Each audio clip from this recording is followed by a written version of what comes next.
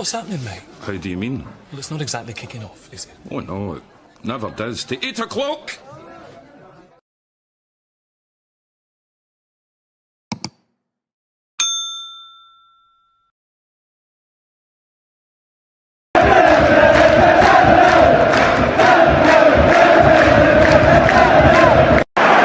Sets up Larsson here.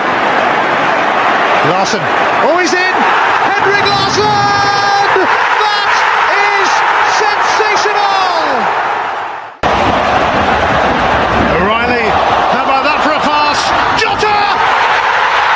How about that for a finish? That is Jota for you! In for Henrik Larsson, and Moravcik! His first goal for Celtic! Here is Shunsuke Nakamura! Exquisite!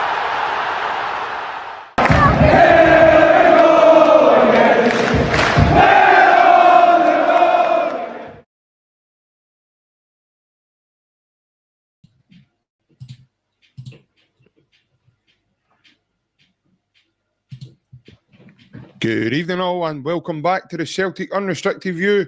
I'm JP and joining me on this Wednesday evening, my good man Ryan.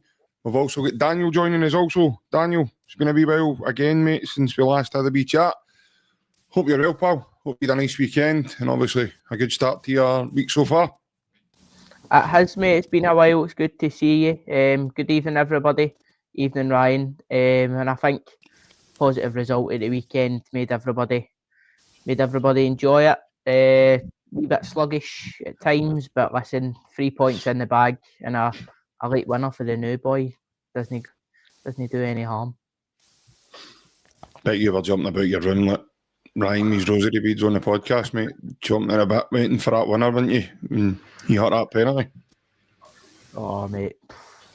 Watching it through my fingers. Tremendous. Ryan, obviously, it's been a wee while, mate, since we last had a wee chat, probably about 2 minutes. But apart from that, mate, I hope you're well and hope you've had a good start to your week also. Aye, all right, mate. Obviously, they sell it during the week, so it's no the best. You want more football as you can.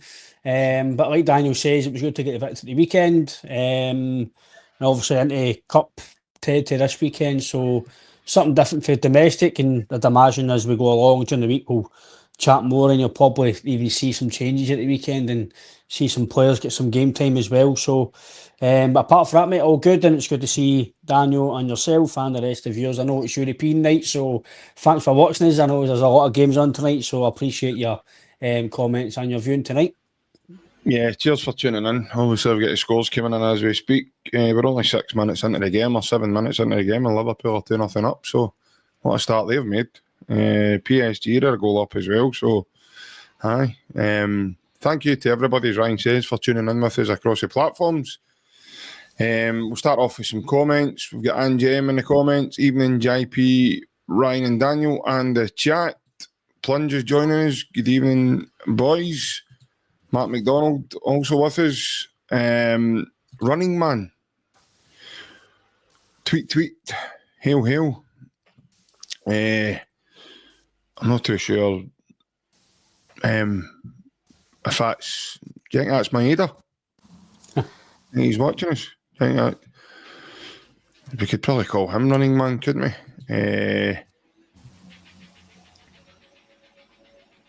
Cheryl and Gary, hail, hail.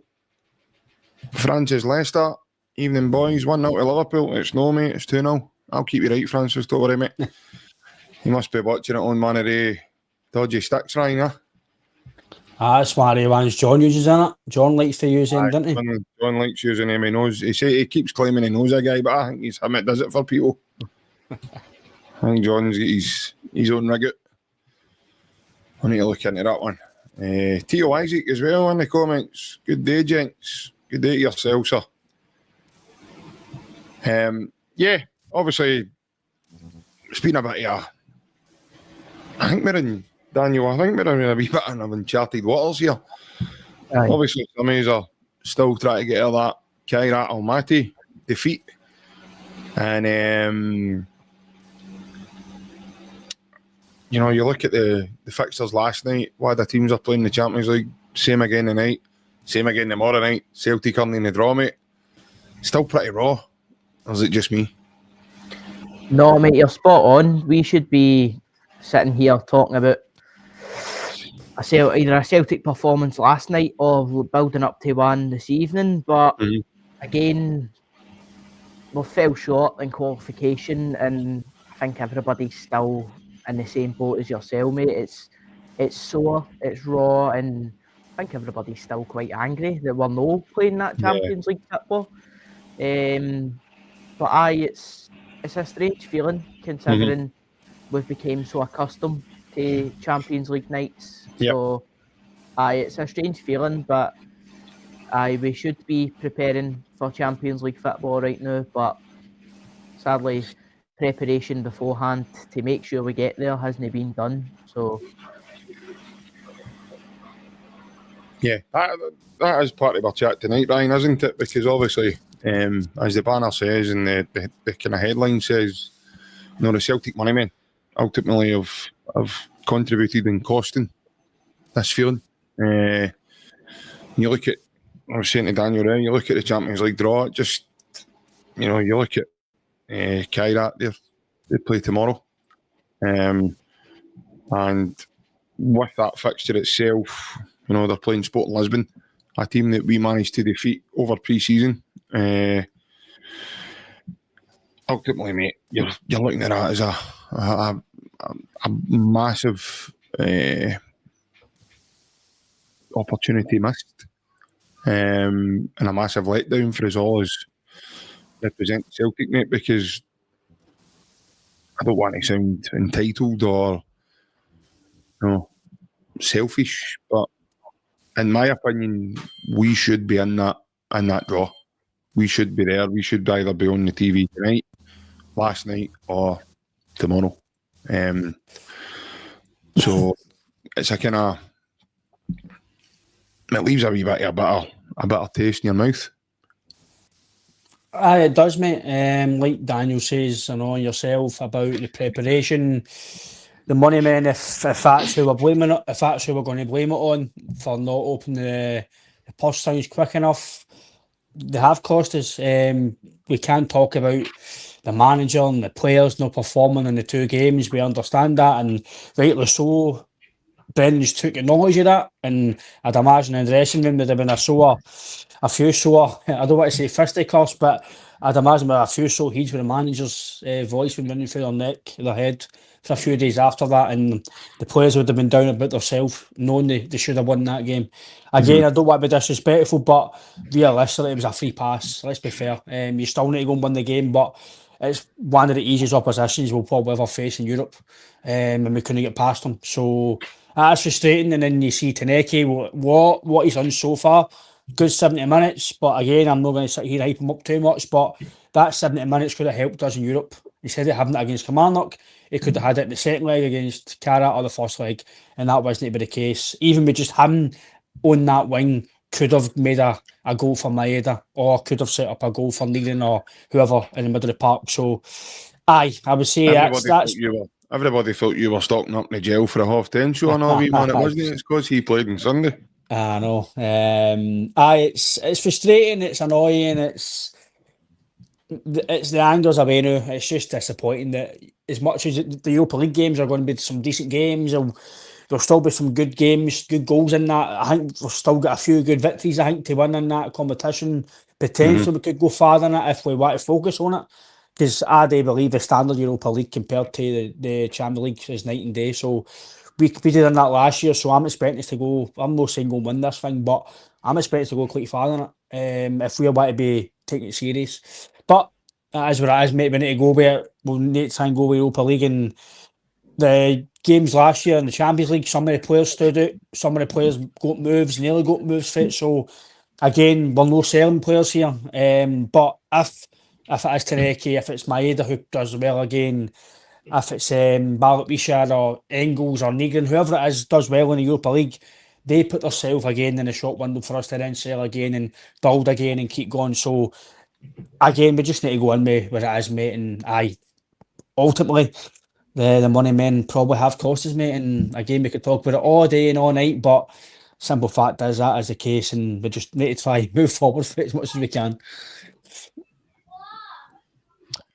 Yeah, Daniel, obviously, you talk about the Celtic money, man. You look at the aspects of the transfer window, you know, things you go back to the Jacob Broom situation, not getting the deal done. The Casper Dolberg thing in the last days of the window. Now, we know that was an ongoing thing throughout the window. It wasn't just the last couple of days that appeared. All these kind of things hanging around the club certainly hasn't helped the club, but what they've done is that they've certainly brought the fan base together and unity in terms of this movement now that, you know, the fans are looking for action, and they're also looking for people to exit the building and be removed and refreshed by new faces of that beat. So in a positive way, that, you know, it's kind of helped trigger that. But ultimately, you're looking at the failings of the, you know, sale cliche saying, you fail to prepare, you prepare yourself to fail. That didn't help. That being said, though, Daniel, as I keep saying, Brendan Rodgers and even that squad at the time, I know obviously Adam Ida's now moved on and things have changed that way, but for me, that squad were more than capable of going there and doing the job. But the big chance for me was not winning at Celtic Park. That was a game that I think ultimately cost us that tie. Because that's a game we should have took advantage of. That's the game that we should have built up the lead in order to go over to Kazakhstan with a healthy lead. Maeda misses 2 glorious chances in the tie over both legs. For me, the tie's gone if he scores both of them. Even if he scores the one over there in the game, it goes to 1-0. That mob never looked like scoring against us. So it's all these things, mate, that you're thinking back and trying to analyse and saying to yourself, you know, we should have been better in moments, and we should have been in a much more positive mental state going into these games. All the background noise, mate, contributed in a major factor for me with the team. Certain holes were in the team going into the tie. But that being said, mate, the players let themselves down. And for me, Brendan Rodgers also failed in the tie to then take us to the Champions League. Yeah, definitely. I think straight after the tie, majority of the blame was contributed and directed towards the higher ups, which is valid, because I mean it's pretty evident that in preparing, well, lack of preparation did lead to risk of the tie. But I think a lot of blame also needs to fall on the door of the manager and the players, because we all said on here that even if strength isn't put into the squad, the players there and the system there should be good enough to go and deliver, and it wasn't.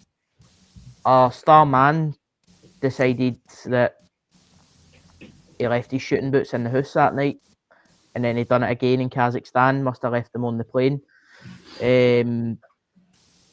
So it's like Ryan says, anger's starting to fade, and now that we're reviewing it with clear heads, we realise that it isn't all to blame. I think it's 2 parts for me.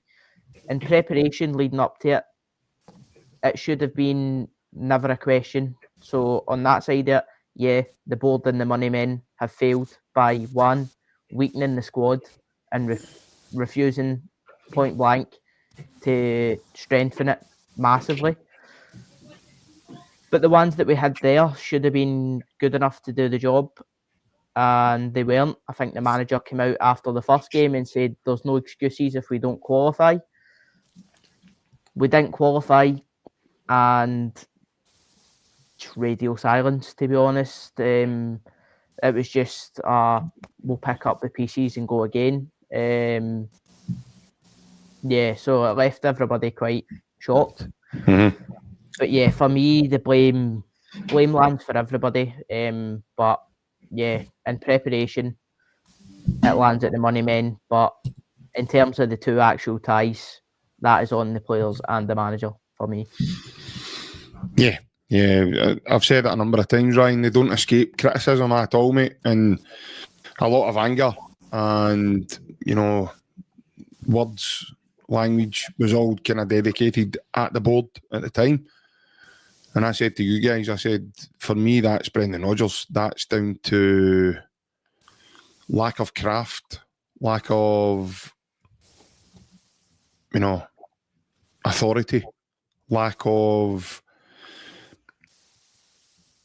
being present in the moment, because I believe, Ryan, purposely, that, you know, what was going on in the background did take an effect on Brendan. And, you know, his judgment for the tie was particularly clouded. So his decision making wasn't the way it normally is. It's only until this has now happened, you see Brendan's presser at the weekend there, and we've all agreed that Brendan looked refreshed. He looked like a different person. He looked as if he'd a massive weight lifted off his shoulders. That being said, there's also a mitigating circumstances still going on in the actual situation itself, because if things were more better in terms of preparation behind the scenes, and things were done a bit more diligently and not rushed and not kind of done in a hurry or done in a kind of, you know, a different state, then we might have seen a different outcome. You know, we could potentially be in the Champions League and we could potentially look forward to these games. But I know we've got the Europa, but I think for many, mate, that's going to be a tough one. I think for a lot of us to swallow. And the movement we're seeing with the Celtic fans, this isn't something, Ryan, that the Celtic fans have just woke up one day and says, do you know what, we're going to do this. This has been over a period of time. It's been a number of seasons now that we've done this. You look at the stats, we've had 9 qualifiers to get to the Champions League. 7 times we've failed to do so because we keep leaving myself in these positions for whatever reason they may be. We're not privy to it, Ryan. We're not in there. We don't know what's going on. We don't know in terms of negotiations. But what the most annoying part of it all is, the silence. We're not hearing anything from the Celtic hierarchy. I know they can't tell us everything, but they've not told us anything. They probably get one of their grandsons to sit in their room and do that statement they sent us out to. Either that or it was AI generated. Because a lot of that stuff was just all fabricated and absolute nonsense. So the team have suffered from it in terms of performance-wise as well, because the lack of quality injection.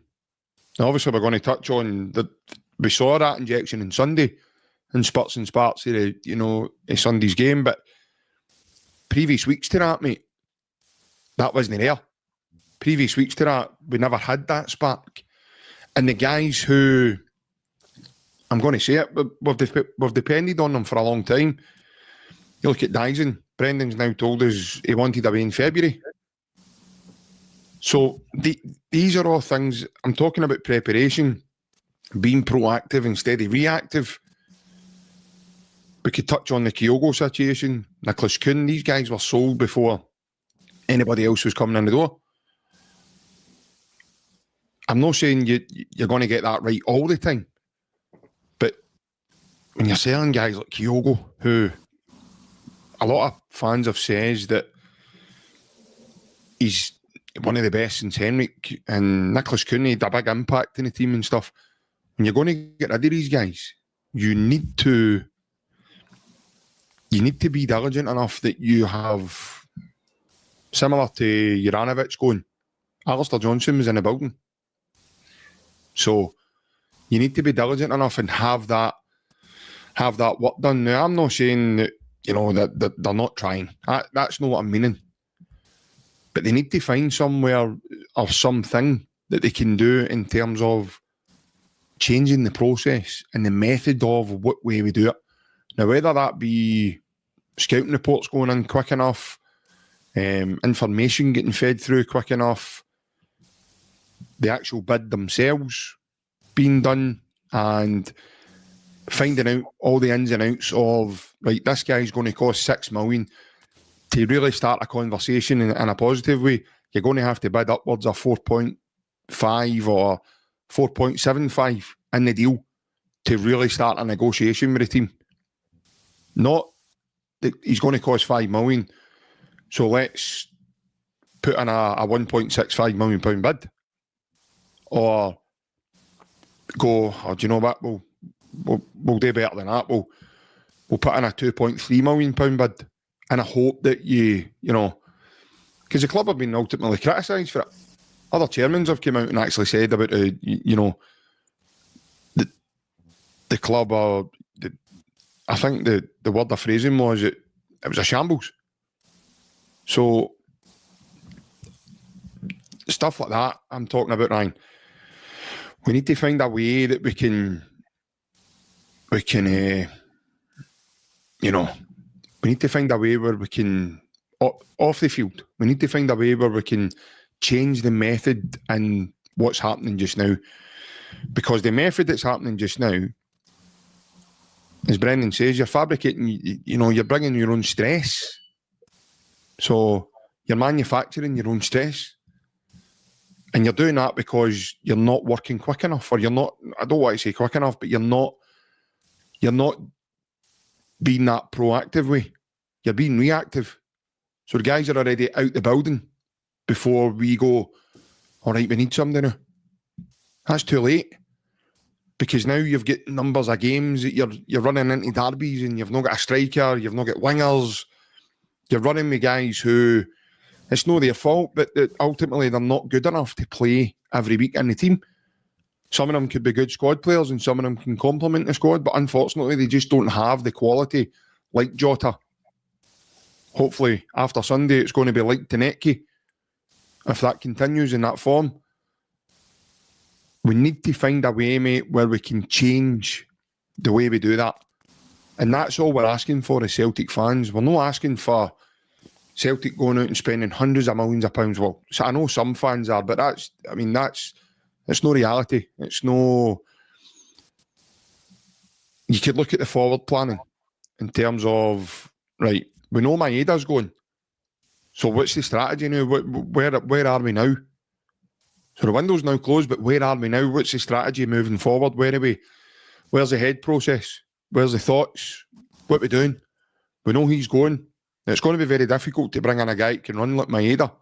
Understand that, but the trigger needs to be pulled now in terms of go and identify his replacement and make sure we don't find ourselves in a position where Maeda is sold on to, if it's Brentford or Bournemouth or whoever comes in for him. He's not going there. And then there's weeks that we have to go with Yang, or we have to go with a James Forrest. Because every time you do that, mate, I've always said you put yourself in a position where you are one injury away from, look how quickly injuries can happen. Jota got injured out of nothing. Nobody was near him. Alistair Johnson the same. So we need to find a way, Ryan, that we can prevent anxiety, prevent this, dislike from the moneymen to the board, the moneymen down to the coaching staff, down to the fans, and find a way where we can get on in harmony in terms of bringing this back together. And that way, the only way that's going to change, mate, is we need a bit more communication from the club. Now, I know there's legalities on what they can tell us. They can't tell us everything, but they're not telling us anything. They're not giving us an answer to some of our questions, and some of them weren't difficult questions, but they felt it was necessary to send out an AI-generated statement to just kind of palm us off, and ultimately that's why this is all happening, mate, because it's severely backfired on them. This hasn't been a overreaction or a reaction to going out of Europe. If we qualified for the Champions League, it would have been put in the back burner for a while, but it would have probably happened again next year, or it would have happened eventually, because to win 9 qualifiers and only qualify out of 2, it's no great considering some of the teams that we played against, and people might not like it, but the common denominator is the people that are in the boardroom and people who are behind the scenes. It's not the players and the manager. And the common denominator is we've not been prepared for years for qualifiers, so that tells you everything you need to know. It's been different managers, been different players. They've all said the same thing. Neil Lennon, Ronnie Dyler, and Postecoglou, Neil Lennon, Brendan Rodgers, they've all said the same thing about having to get players in and having to ask a hierarchy for the funds to persuade players to come and this and that. That's the common denominator here. It's people behind the boardroom, because no different players and different managers can all say the same thing. Ex-players come out saying about contract stalling, bids getting stalled, and then you've got chairmen coming out saying they're a shambles to work with. That's not only the players and the manager. The manager takes nothing to do with that. He goes, and the recruitment team go, right, this is who we want. Yeah, well, we know he doesn't do the contract. That's what I'm saying. So it's all the common denominator is for us no qualifying for the Champions League, as obviously the players and the manager in terms of certain performances, certain teams. But as Daniel mentioned, we mentioned it as well all through summer, risk. When you don't prepare, you're risking like hell, no matter who the opposition is. If it's AC Milan, Midtjylland, Karat, whoever it is you're playing in any qualifying games or playoff game, you're risking. The players who played against Karat should have won, absolutely, but they didn't get the preparation to make sure that they were going to be there to be fully prepared to qualify. If we brought in TOUNEKTI, Balatwisha and Seraki before that tie, there'd have been a better atmosphere into the game, knowing we've got a cover for Tierney, we've got 2 wingers that can feed Dies and Maeda. And Balatwisha's not done well just yet, but I guarantee you, we're 2-1, and if Srirachi maybe come in and play left back instead of Tierney if he was injured, or to come in and maybe play the second leg or whatever, they probably won that tie. Probably. Because you've seen TOUNEKTI, he was delivering in the box, Srirachi was delivering in the box. So for me, this is not going away now. This has went too far in terms of the boardroom stuff. Nothing's going to change if you're behind the scenes. Absolutely nothing. Because Michael Nichols is not going to change the way he works. Near's Peter Lawwell, who's they say he's a non-executive, but he's probably still involved in some capacity. Desmond doesn't go to AGMs. You never see him at Celtic Park. Even some big games, he's never there. Very rarely see him at Celtic Park at all. Lennoxtown, don't see him. Never in the press. Never hear from him. And he's one of your major shareholders. Chris Mackay, the money man that goes with Nicholson, they've obviously stalled deals in some capacity. Brian Wilson, all these sort of guys. Things don't change with the same guys in the building, unless you get a sporting director in to help the boardroom and be the figurehead with the manager, and he works with the manager, and then then he deals with the money men. That might help, but we need different guys. I'm not saying they all need to go, but you need guys in to help them, or some guys take a step back for the major parts of the team, and then they go back, take a step back and deal with other parts of the club, and let other guys deal with what they done, because it's not working in terms of us being prepared. People might say, he's a qualified and he's a one trophy. But think of what you could have done if you got certain players that you should have went and got, or if the money men opened the purse strings better. Now, we've seen links for Oscar Jester, Dolberg, the guy for Cluj. There was talking about Dolberg, he's actually on the bench tonight for Ajax against Inter Milan, yeah. We were linked for the boy for Red Star Belgrade. I don't know if he moved for a big money. He was only 18, 19. But all these links don't just come for no reason. Sometimes you get the odd link, it's just paper talk, it's nonsense. But 9 times out of 10 these days, agents are sent to the press or Celtic want him or he wants him. So there's always normally no smoke foot fire with these things. And for whatever reason, they've no came to fruition. And it's probably only the money men in the boardroom for no doing the talking about the deal quick enough or fast enough. TOUNEKTI says, or TOUNEKTI, Sebastian, whatever you want to call him, Francis gave me a trouble for telling me his wrong name. He says he knew about this interest through the summer. So why was it done in the last day? That's crazy. Why was it done in the last day? Barrett was linked for about a year before he came to the club. Apparently Dolberg was June or July he was cited. Why was he not signed then before a major qualifier? If we sign Casper Dolberg and nobody else, you probably qualify. Because you've got Maeda who could go out wide and feed him. And then you might have Forrest instead of Yang out wide. So these all go. Listen, we all know, JP, that the players and the manager, they take the blame for the 2 ties. Absolutely, they should have won the game. But if they were better prepared, like you mentioned, the mindset of the team's different. The manager's mindset, he's got better players to pick for. Again, these guys are doing better than I've ever done. And they're still, some of them are still good players on the bench, like Engels and Bernardo and McKibben, etc. Right? But he's looking at his bench and going, right, I've got Yamada, who I can't trust. I've got Johnny Kenny, what has he done?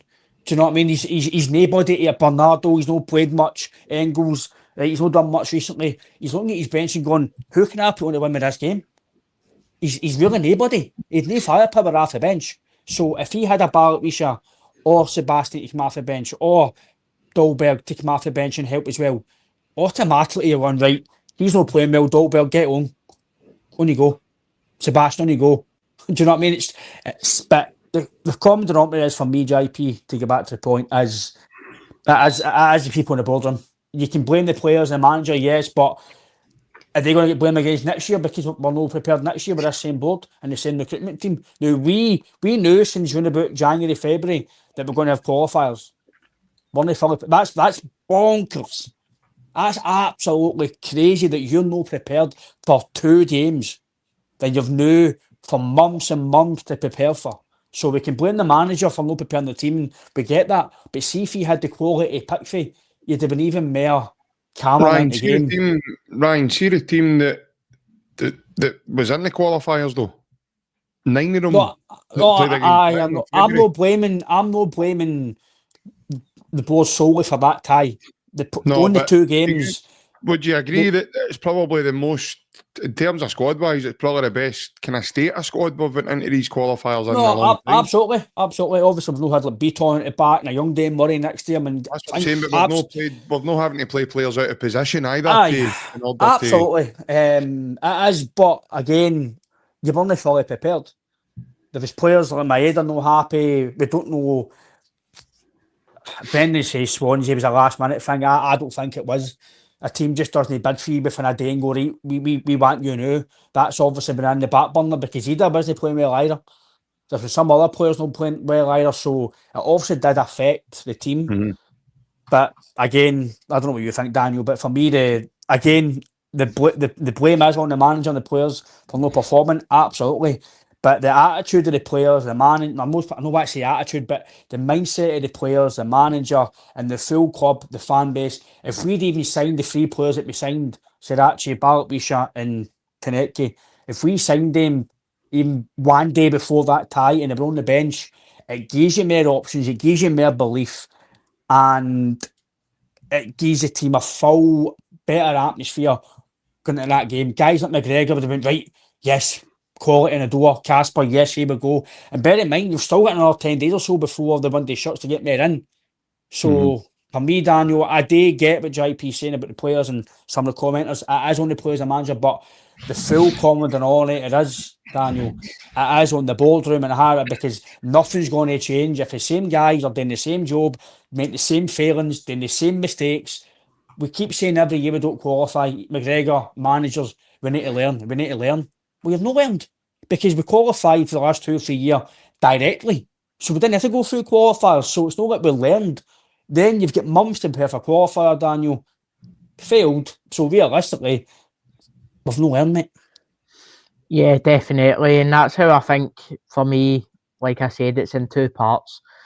Preparation, time and time again, we've seen nothing but failure for the people there. But in terms of the actual football, it's on the players for me. But I think, like you're saying, Ryan, as a whole, it's just absolute mediocrity for the guys who are meant to be come out and saying it's world class this, world class that. What world class business in any mind makes the same mistakes air and air and air and air and air and keeps the same people? That's how you sink a business. That's not how you. Well, actually, no, they're doing it well as a business, but that's how you sink a football team, because we've seen it.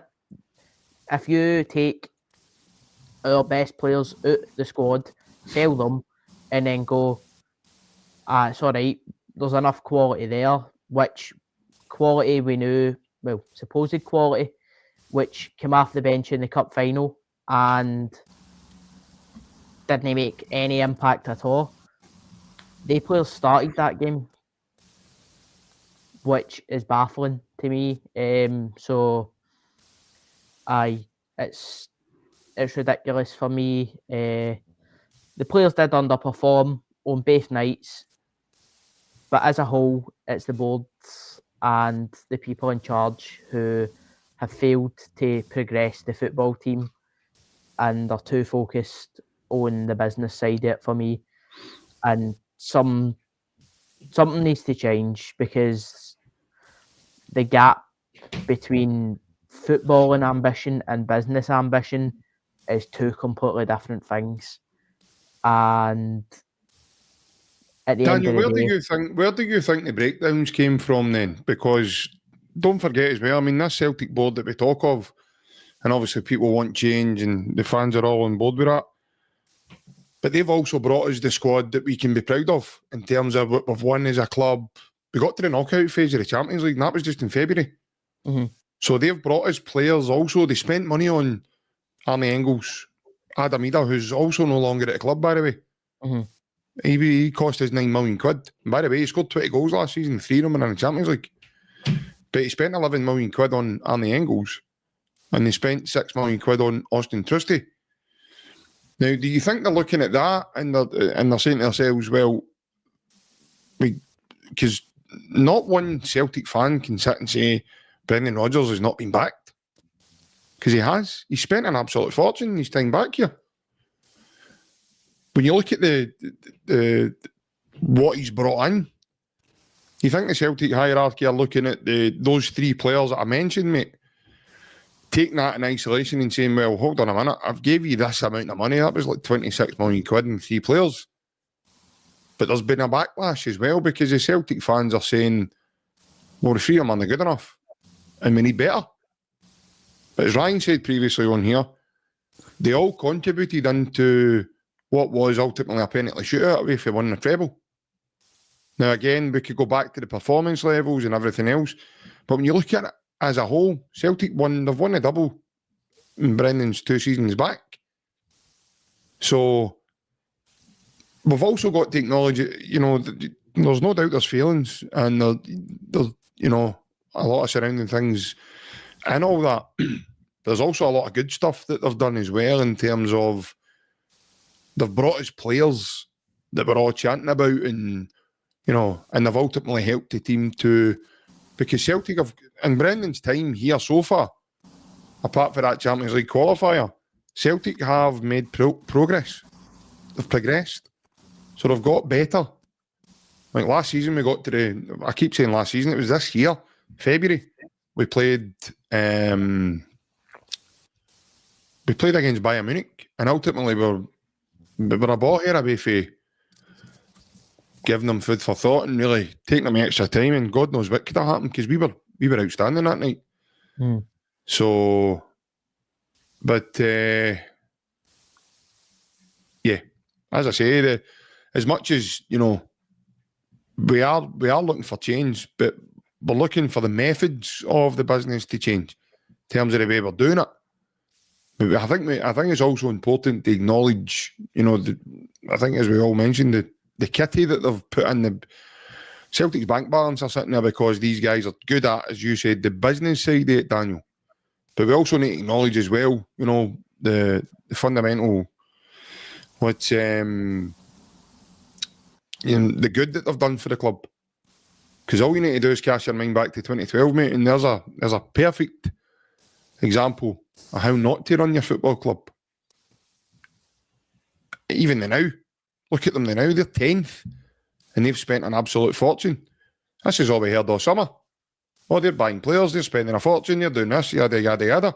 They're 10th in the league. So as all that's going on, you can tell me what you think in a second, but Daniel, but all that going on, I think it's getting cloudy that Celtic have actually made a good start to the season. We're unbeaten. We've only conceded 1 goal in the league. So I think it's also important to keep an eye on that as well and not get lost in the...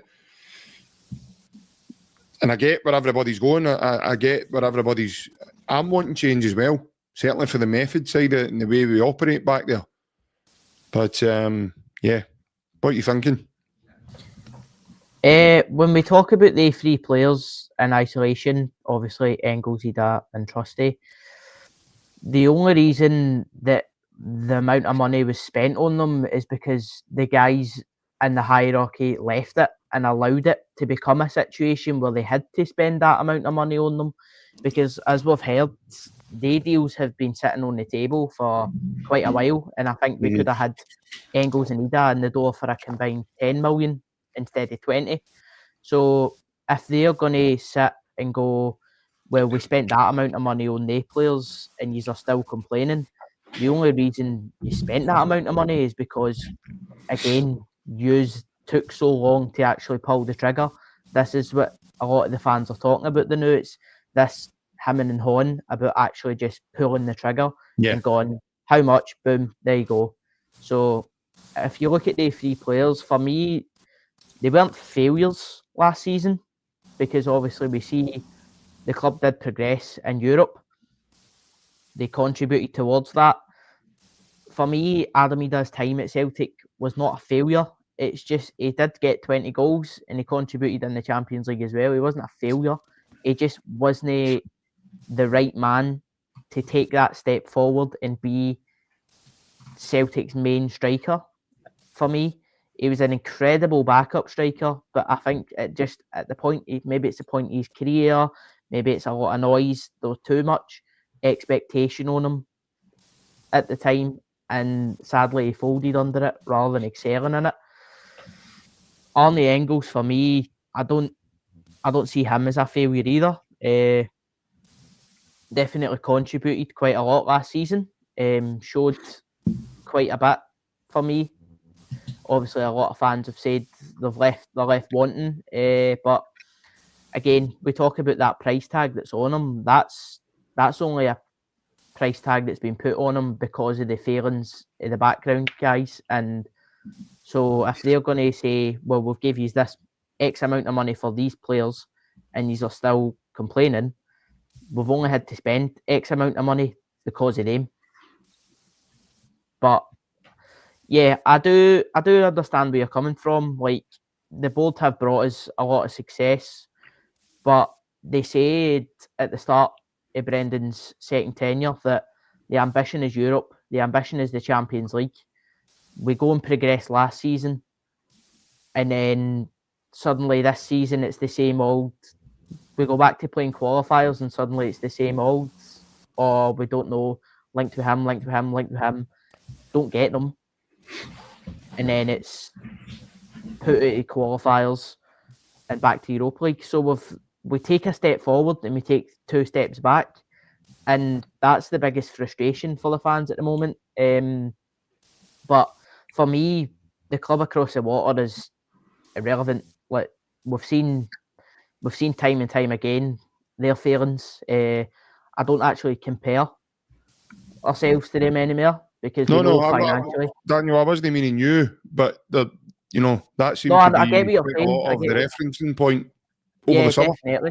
Yeah, we've seen it because in Scotland, they are our closest competitor, I'd say. So I understand that, not this season, but the fans would often go, well, that's your closest comparison. But for me, and I think Ryan said the same, there's no point in comparing us to us anymore because we're country miles ahead of them, business and footballing wise. Yeah. But I think, yeah, I would agree that the start to the season has been overshadowed by the absolute failure of Champions League qualification. But it's not going to go away. It's not going to be one of these things that we start to win games. Like, even if we make a good start in Europe, it's not going to go away. The fans are still going to be frustrated because every time we step on the pitch in Europe, we're reminded that it should be the Champions League. Every time we step foot onto the pitch in the league, we're reminded that these players should have been here a long time ago. Because you see big Chris Sutton talks about it, especially TOUNEKTI and Iheanacho. He goes, well, why were they not in the door before the qualifiers? And that's the question on everybody's lips right now. Why? And that's the biggest frustration. But for me, the board don't have a leg to stand on if that's their view, that they've gave X amount of money for the 3 players, and fans are not happy because we've only had to spend that amount of money because of them. So yeah, that's just my side of it. Obviously, everybody has different views and different opinions. 100%. Listen, by any means, I'm not sitting here trying to defend the board. I think it's important also to look at every aspect you can when you're chatting about certain points regarding any situation about the club and stuff.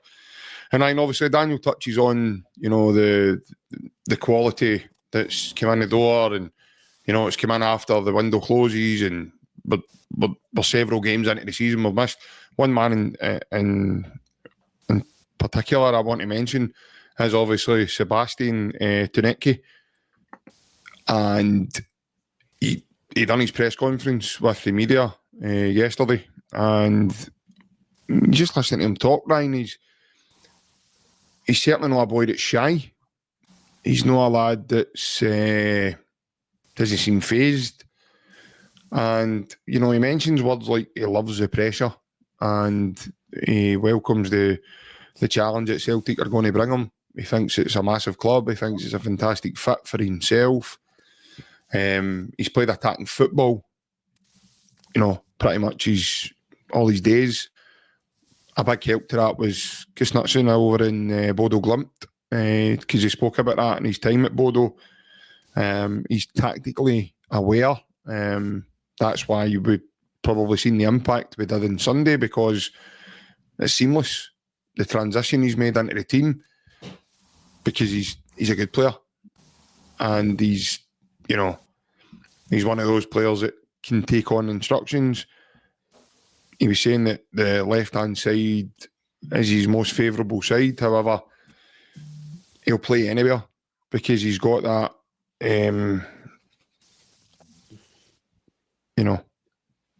he's got that about him and in his locker. Obviously, I gave my thoughts on Monday night, mate, regarding what I think we've got in our hands. And I think each game as we go now, mate, I think he's definitely a player that, it was said in the comments earlier, he's definitely a player that is excited, all of us. I mean, just looking forward to the next game and obviously to see more of him.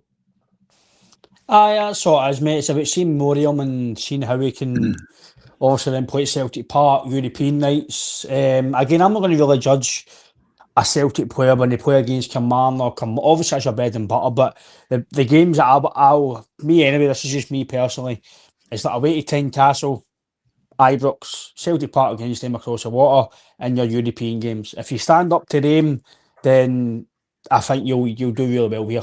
It's all right. Like, Jan can go and do all right against St Mirren. He can go and do all right against Aberdeen at Celtic Park. He was brilliant that day, actually. But then he goes against Rangers and he's terrible. Concedes a goal, and it's wee small things like that I think, that's just my opinion, that make you a Celtic player. It's all right doing it against St Mirren and doing it against Partick Thistle on a Sunday in the Cup, but Rome at home, Sporting Braga at home, away from whatever. Oh, that's the sort of games that you want to see these guys do well. And he's had a good start to his career, and that helps you. If you get a good start, that Bartlett should know the best of starts. So that might be playing in his mind. It might know I'm just as an observing. But TOUNEKTI, because he's had a good 70 minutes, he's had a good presser, he's had probably a good week at training, he might then kick on for that. So I think getting a good start at a club is massive. And you talk about pressure. I haven't really touched on it on here, to be fair, since he left. But I seen Adam Ida's leaving statement for me didn't like it. I didn't like it about all this about the hate. He wasn't hated. He was criticised for not being good. No, there's a difference between being hated. No, he was. I'm putting this across here, right? Adam Meada was not hated by Celtic fans. He was criticised for not being good enough and not doing his job on the park properly enough and not being the player that he should be for the level that he brought in for. That's what he was. He wasn't hated. He wasn't Adam, I don't like you. It was I don't like you as a player. It's a big difference. I don't like hated is saying I don't like Adam Meada. Why doesn't I like him? Or tell me why I don't like him as a person. Nobody doesn't like Adam Mead as a person. He was criticised for no doing well when he should have been doing better. 20 goals, brilliant. Like I keep saying on here, Simon Murray, Martin Boyle, Ronan Hale, and our Celtic team will score 20 goals in that league. People can come at me and say they won't, but I'm telling you right now, they would. With the service for Jota, Maeda, they would score 20 goals for Celtic in that league. So, as a good feat. Granted, and like you said, JP, you lose that 20 goals, you then need to replace it. But saying that when it's well, for me, this is just my opinion, nobody else. His leaving statement was it was getting a bit hot for him, couldn't handle the pressure. First move he got, he was off. He couldn't handle having the limelight and being the main man and he does this, he does that. As soon as he was a bit under pressure, I don't like to hate when it's a bit of pressure, it's not a good place to be. But you're a professional, you need to stand up and be counted. Take away the noise. Don't look at Twitter. Don't look at Instagram. Don't look at the papers. Focus on your game and go and play well. You need to focus as a football player. That's why. Do you think it was made hard for him though to focus, Ryan, with the abuse he was getting? But again, for me, this is just my opinion. You might say different, Daniel, the comment. For me, it's no abuse. It's being criticised for no performing to the best ability or performing it the way that fans expect you to. Now, Kyogo didn't really get much criticism because he performed 9 times out of 10. Jota performs, doesn't get criticised much. Maeda criticised much. What more could Big Eder have done differently then? If he scored 20 goals in 3 games in the Champions League? This is my opinion. His all-round gameplay, as Daniel says, was never going to a certain number 9. To be the main man at Celtic, I thought he was lazy in some games. There was a game against Hibs. Where Brendan Rodgers was telling him and whistling him where to move. He was telling him when to go. Now, for me at that level, as a striker, you should know where to be. You should know where to stand, where to move, where to hold it in. I've just had to put that across because for me, this is just my opinion. It wasn't hated as him as a person. He got criticised, and this is just my take for his statement. I could be wrong, and I could read it between the lines wrong. And if Adam ever reached out to me, I've reached out to you say you're wrong. Fair enough. I'll hold my hands up. But for my statement was he found it a bit hot. He was under pressure to be the main man. He couldn't handle it. The first move he could go, he left. That's just my opinion.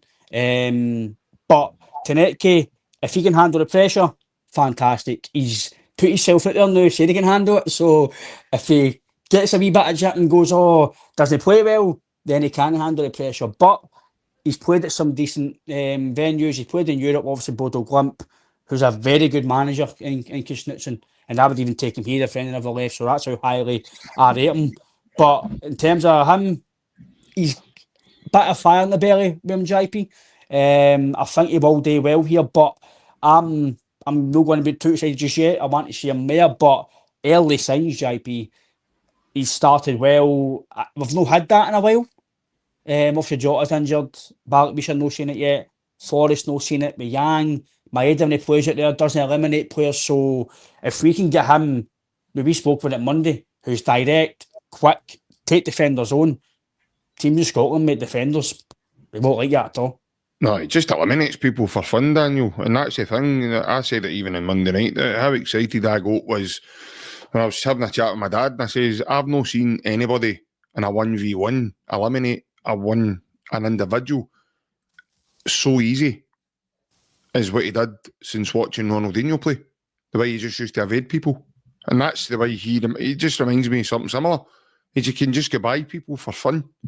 And as Ryan says, Daniel, he faces up his man every time. Now, I did say on Monday night, for anybody that heard that there, do not think for a minute I'm saying Sebastian TOUNEKTI is as good as Ronaldinho. That's not what I'm saying. I'm saying his 1v1... It's still to make you fresh on Monday, mate, so you're all right. I know, mate, I know. Still, if I keep banging on about it, I might get there. I might get his that wee grant we're looking for, boys, to... Aye. But... Sell my story to your man at the record. But what I'm saying is 1v1, Daniel, especially looking at him in Sunday, mate. He's up against a boy in Brown who has started the season remarkably for Kilmarnock and a very tough customer to go up against. He made him look like a wee boy. And after 15 minutes, the boy was greeting for his mammy. Honestly, he just didn't want Sebastian to get the ball at all. He was kind of praying that the ball was going the other side. So, as Ryan says, Daniel, players like that start putting fear in you, especially when they've got pace and that kind of skill level to just evade you is half a skill, mate. Sorry to put in, JP, you mentioned that there. Put it to Daniel here as well. See, because he could be a player that he done it on the Astro against Kelly, so proves that he can do it. I know people might think I'm silly saying this, but there's some players that just Astro wingers are just, we've seen it with certain players. They don't play against Livy, Kilmarnock. They might not play against Falkirk because they're not as explosive.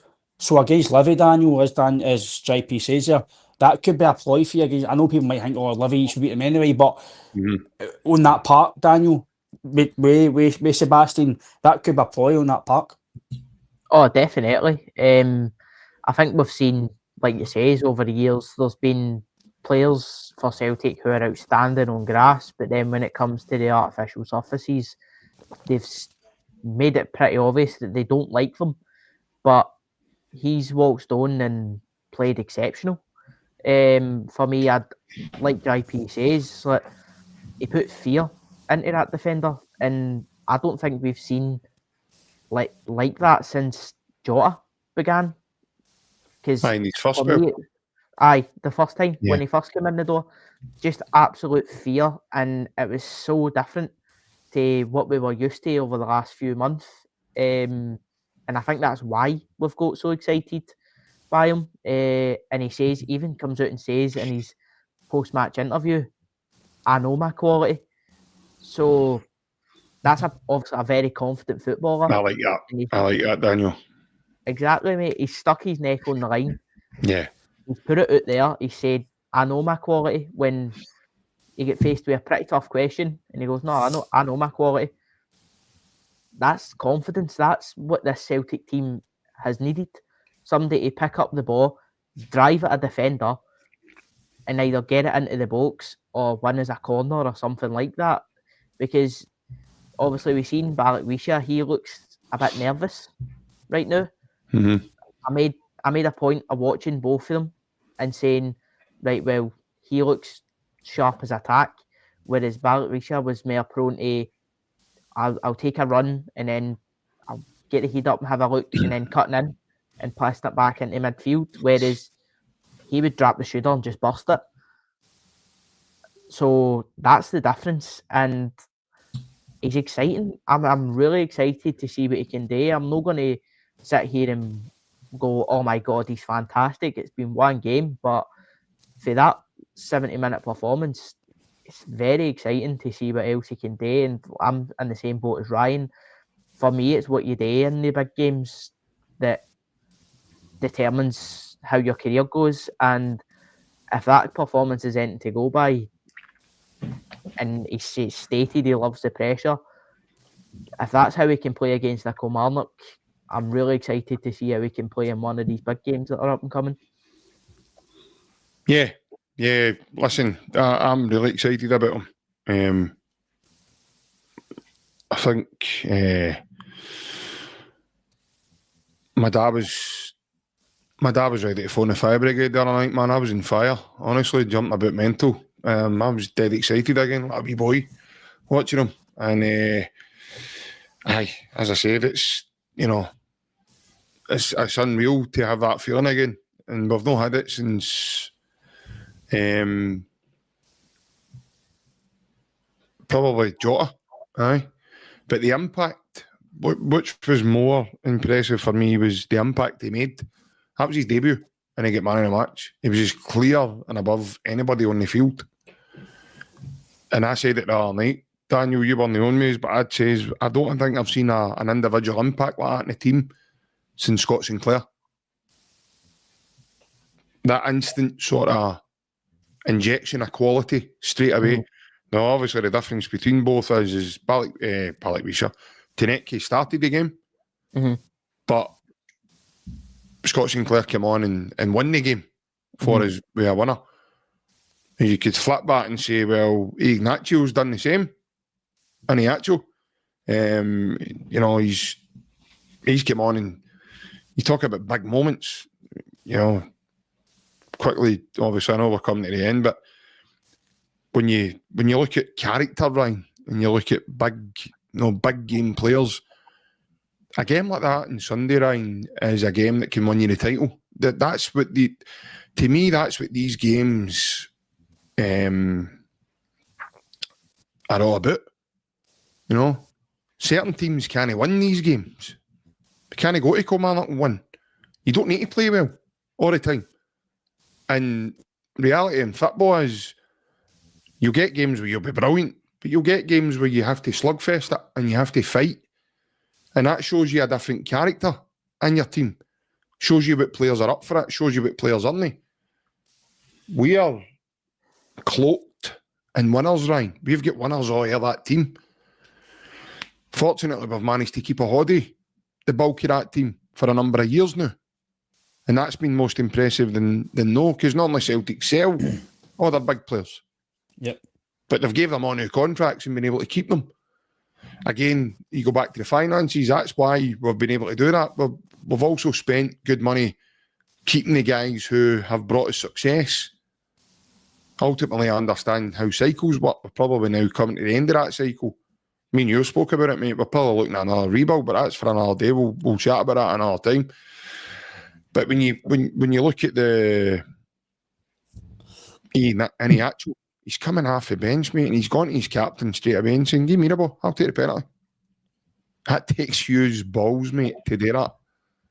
And obviously these things can backfire on you as well when you're too cocky and too confident, but I like the look of that, Ryan. I like the idea of two guys were brought in. Certainly in the actual, there's probably not a lot thought of him because he's came from Sevilla, his contract got terminated, he's in, came in, he's free of charge, but we need to pay him a wage. So when you flip that and you've paid £9 million for Adamida, massive target on Adamida's back for day one, as soon as he's signed permanently. He's come in and loan and everybody loved him. Won the Scottish Cup against Rangers. He scored a lot of big goals for us and it helped the team that way. I get what you're saying, he probably wasn't good enough to start every single game, but he was a massive contributor to the team. He scored goals. 3 of them were in the Champions League. Jesus, we've had 2 strikers and Kyogo and Giacomakis through the years. For all we said about Kyogo, he only scored 1 goal in the Champions League. So, in his time, Adamida scored 3 in his only season of playing Champions League football with the team. So when you look at that, mate, and you, as a whole, it takes a big set of cojones, mate, to come up and just go and have that about you, to go to your captain and go, "Give the ball, I'll take it." And then to go and sink it the way he did. He lies the goalie down, mate, and puts it above him. And what a way, and another way you can look at it is to announce yourself to the Celtic fans, mate. I know, like I say, it's a big moment for him. Debut goal, kind of starting about that as a Celtic career. He didn't do much else because he wasn't in the game. He didn't get the ball, and there's not much he could really do. But as a striker, he's get first goal, so that should spur him on, and it should also spur the team on. And obviously, you mentioned the team. I know guys like McGregor and that might not be playing well now, but they're still winners. And that's the sort of games that win you titles, that win you cups, and that's the sort of, as much as I'm maybe critical, as maybe been too nice, one thing we have got is determination to see games out and win games, and 9 times out of 10 we do that. I stuck my head on the line last year, around about this time, saying that we'd win the treble and we win the league by 10 points or more. I got maced it right, apart from the treble. I was a penalty shooter. 17 points. So I bang on. Again, this could get clipped in 6 months' time, and they could go and get Pep Guardiola. We're going to win the league 17 places above the rivals. Again, I could get clipped in 6 months' time, and people come back to this, and they can maybe get Guardiola and everything changes. It's St. Martin, and they win the league. Right, I'm just saying this, but right now, are you having one of your premonitions against you for now? Aye. The way that they've started them across the water, right? For me, they're not winning the league, right? Unless the Titanic is back to life, do you know what I mean, right? For me, the league should be a shoo-in this season.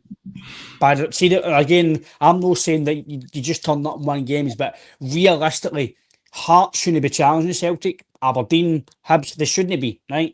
And the way they are right now, they've got 4 points, right? We've got, 13? So realistically, if they end up winning the league, it's a disaster.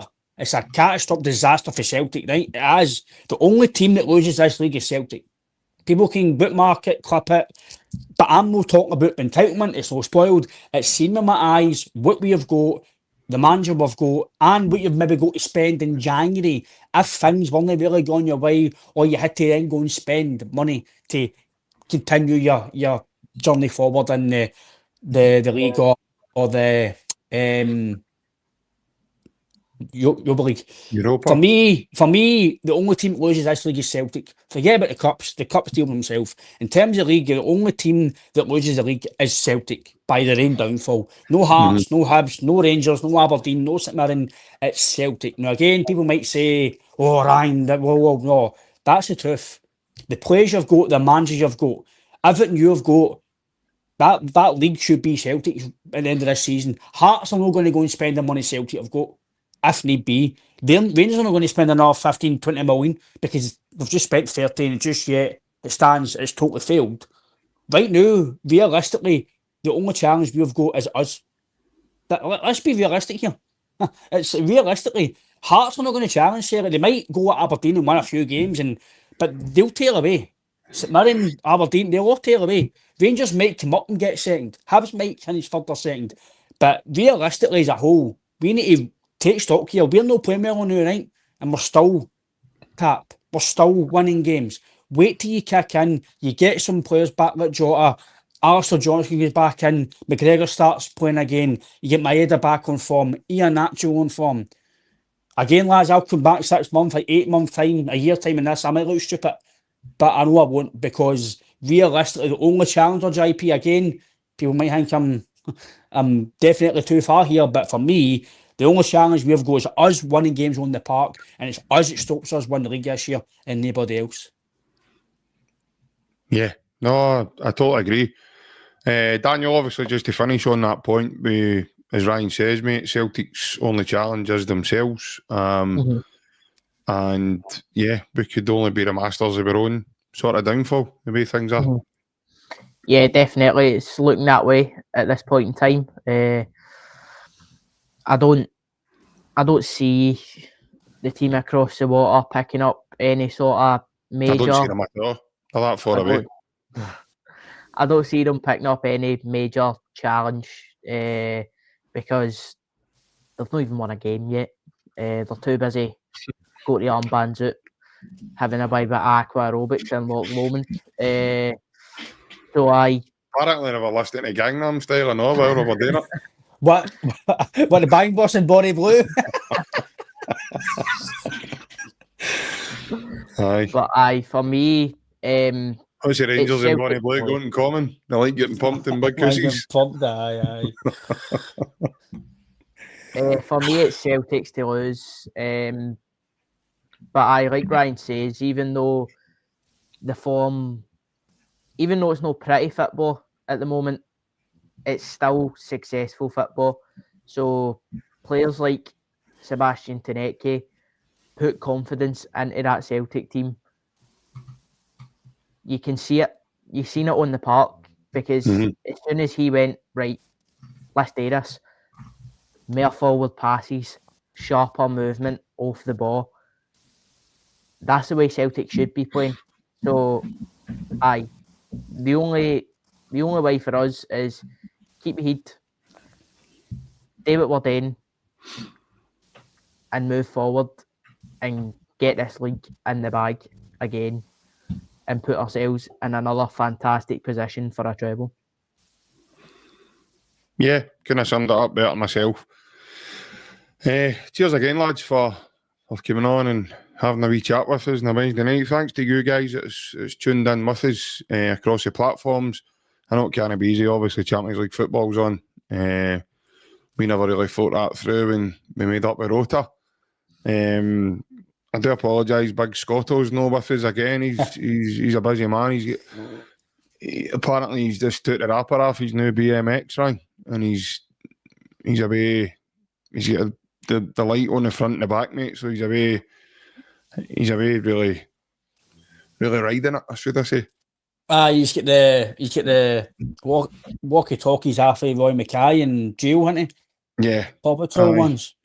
No, the blue. Apparently blue, because he Oh, the blue now.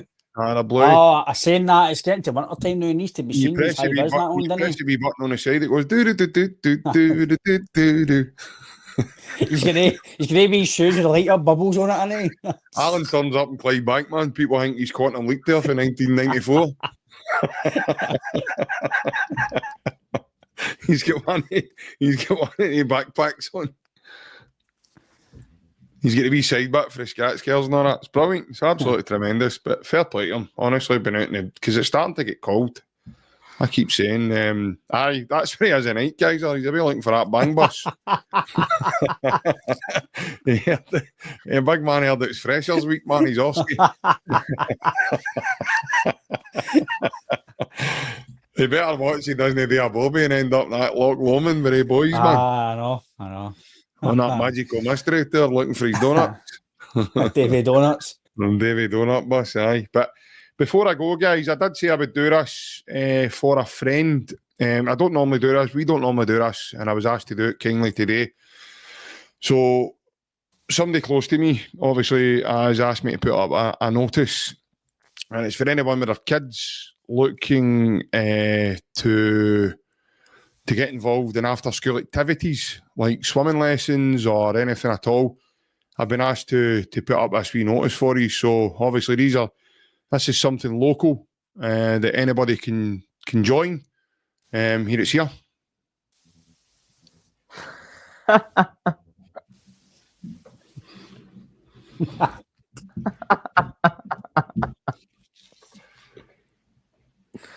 That's quite cheap, actually, by the way. It's not bad. I quite like the fact that there's no adjoining fee as well. Do you get the bank boss after it or not? I think so, mate. I think you get tickets, and then they do birthday shout-outs and all that for you as well, apparently. So it's like the bonker bus. Do you get a free-course meal on it with a McLeish mac and cheese and that after it? They're going to change the name of that one. They're going to call it the bonking bus. Bonking bus. the other people bus. Aye. So you've got it looks like you've got a cracking instructor there, giving out the masterclass in lessons. He's wee snocko. But aye, so anybody at all, just get in contact with the channel if you're interested in these lessons, because apparently they're gone 10 a penny. So to go and Loch Lomond, but I mean, wow, man, they must have had some special diving suits on, obviously, to get in there. I'd imagine Tavernier's away and he's wee rubber duck and all that, man. He's got to have been. Definitely. You might get a chippy after it. Aye. FaceTime. Apparently, they were FaceTiming John Lundstrom and Borna Barisic as well.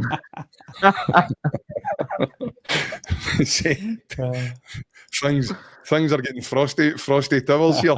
Aye. Frosty towels. Aye. Things have not been that cold for a long time earlier. Some did say Russell Martin was doing it because obviously it is now -9 in certain parts of Glasgow, so he was trying to get the team used to the temperature. Obviously, Well, the cold water. our board might not prepare for transfers, but at least they are preparing for the cold winter and the minus points.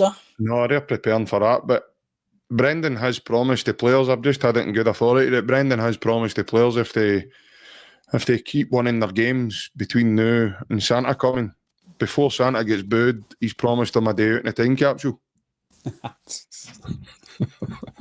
He's got to take them ice skating, buy them all a cone. So, and if some are lucky, they might get some of their lunch. But Daniel, cheers again, pal, for coming on with us. Not a problem. I hope everybody's enjoyed. All the best to the chat and to you guys. Yeah, Ryan, same to yourself, mate. Aye, all good, mate. Good chat again. Thanks to the viewers again for commenting, obviously, about football on. Please like and subscribe to the channel. It helps us go far. It helps us get out there, and it helps us bring this content to you. We're on social media, every platform. Guys, we follow for all the latest updates, and we'll see you all again very, very soon. Yeah. Just to let you all know as well, in case you forgot, we are sponsored by AB Entertainment.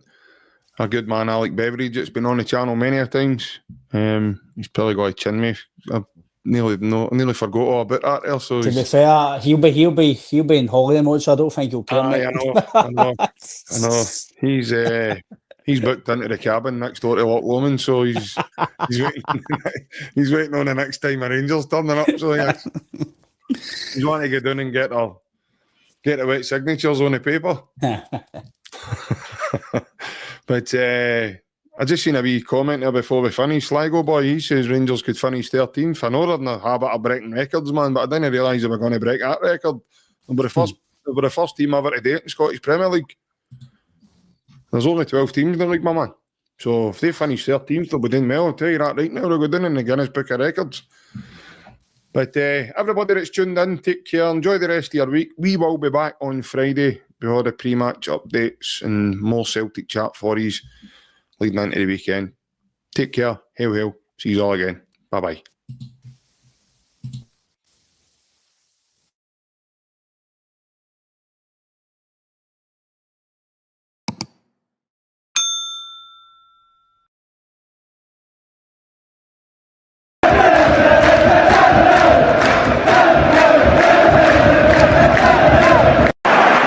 Sets up Larsson here. Larsson. Oh, he's in! Henrik Larsson! That is sensational! O'Reilly. How about that for a pass? Jota! How about that for a finish? That is Jota for you! In for Henrik Larsson. And Moravcik! His first goal for Celtic! Here is Shunsuke Nakamura!